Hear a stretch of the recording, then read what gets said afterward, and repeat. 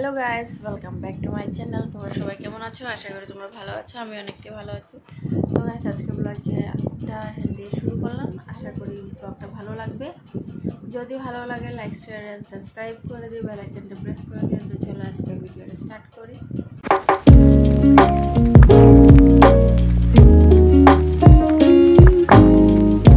তো দিদি ভাইয়ের আজকে এখানে লাস্ট ডে।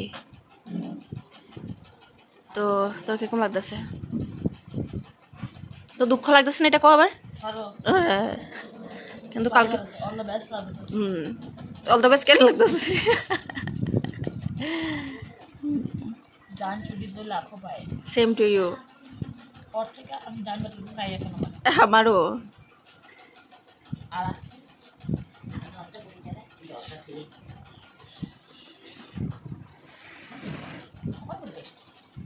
আয় আয় আবি না তো তুই ওখানে ক্যামেরা খোলা না, তুই আবি না তো, হাসবি না, হাসে মুখ ঘুরাবি না। দেখি এই যে এই যে এই যে এতদিন বসে থাকিও না।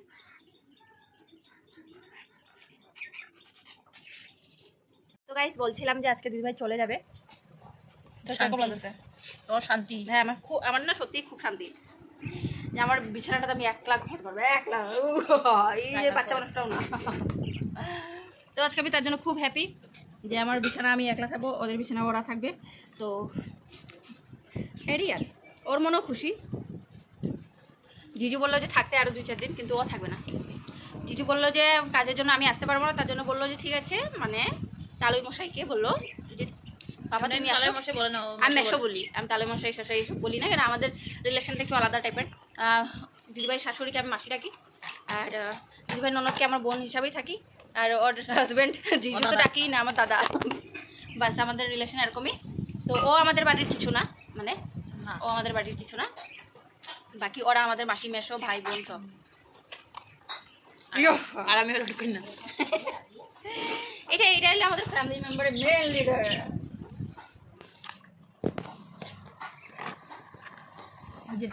তো গাইস, আজকে কথা বলা হবে না।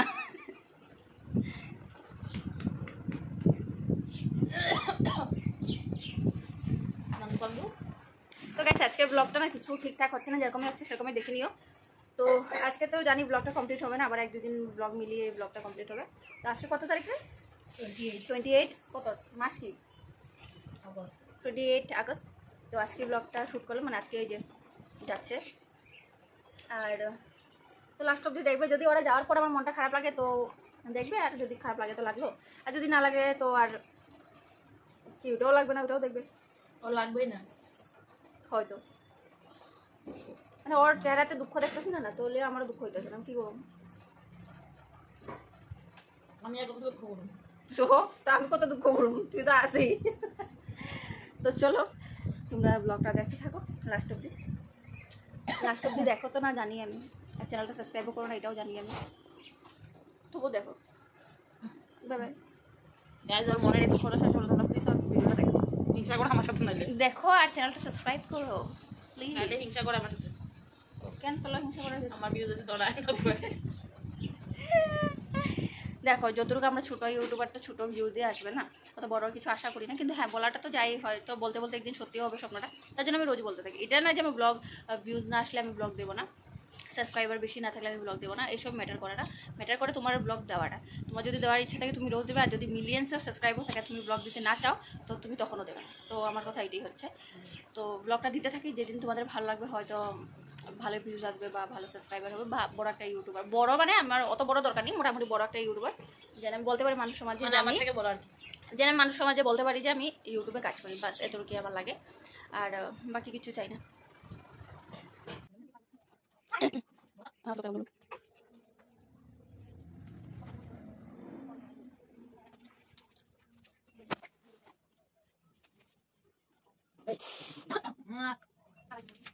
এখানে রুটি বানাচ্ছে, মার বিয়াই আসবে বলে।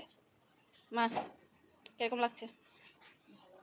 মার বিয়াইয়ের সাথে মার দেখা হবে অনেক দিন পর। বিয়াই বুড়া তো কি হয়েছে, বিয়াই তো বিয়াই। তোমরা মেশো আসলেও দেখবে। কি বাবা?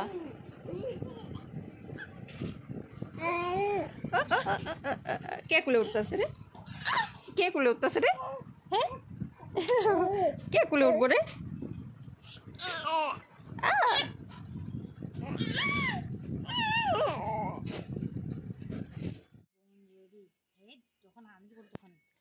দিদি ভাই আসে কখনো কিন্তু শান্তিতে থাকে না। কেন বলছি জানো? ও আসার আগে ভাবে যে মাদের কষ্ট হচ্ছে, হয়তো আমি যাই, আসার পরে যতটুকু আমাদের কষ্ট বা অসুবিধা থাকে সব কিছু ঠিক করতে চেষ্টা করে। আবার যখন যাওয়ার সময় হয়ে যায় তখন ভাবে আরও 1-2 দিন হাতে আছে আমার কাছে, সব কিছু ঠিকঠাক করে ওদেরকে দিয়ে যে জানে আমি বাড়ির থেকে বের হই না, তার জন্য ও যতটুকু পারে সব কিছু ঠিকঠাক করে দিয়ে যেতে চেষ্টা করে। মেয়ে মানুষের একটা লাইফ যে কত কষ্টর হয় এটা কিন্তু আমি ওর বিয়ের পরে বুঝতে পারছি। হাসি ধামালি ফুর্তি সব কিছুই করি, কিন্তু যত সময় বাড়িতে মেয়েরা থাকে অত সময় টেনশন না করলেও চলে, কিন্তু বাড়ির থেকে বের হয়ে গেলে তখন মনে হয় যে আরও বেশি টেনশন হয়ে যায়, তাই না? আর বাড়িতে যখন বাবা আরও ভাই না থাকে তখন আরও বেশি টেনশন হয়। তো দিদি আসে ঠিকই, কিন্তু টেনশন করেই যায়। আর হ্যাঁ, কিন্তু যাওয়ার টাইমে অনেক কান্নাকাটি করে। কিছু বার ধরে কিন্তু আমি ওকে কান্নাকাটি করতে দিই না, কেন আমি ওদেরকে এমনটা ফিল করাই যাতে কিছু হয়ই নি। তো এখানে বলতে বলতে গুনগুনি যাওয়ার সময় হয়ে গেল। ওর চেহারার হাসি দেখো, ও তো বুঝতে পারছে না যে ও চলে যাচ্ছে, ও ভাবছে কোথাও ঘুরতে যাচ্ছে। আর আমার মনটাও কিন্তু সেম খারাপ ছিল।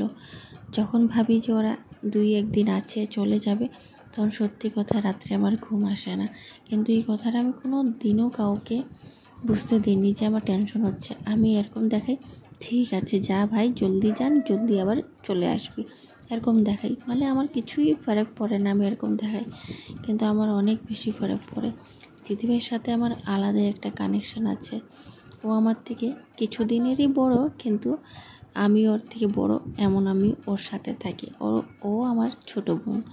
তো ওর আমার রিলেশনটা একদম ছোট্টবেলার থেকে আলাদা।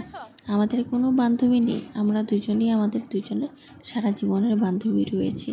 তার জন্যই হয়তো দিদি আর বোন জিনিসটা আমাদের মধ্যে নেই। বেশি কিছু তো আজকে ভিডিও করতে পারলাম না, যতটুকু করলাম তোমাদের সাথে শেয়ার করলাম। আশা করি ভালো লাগবে।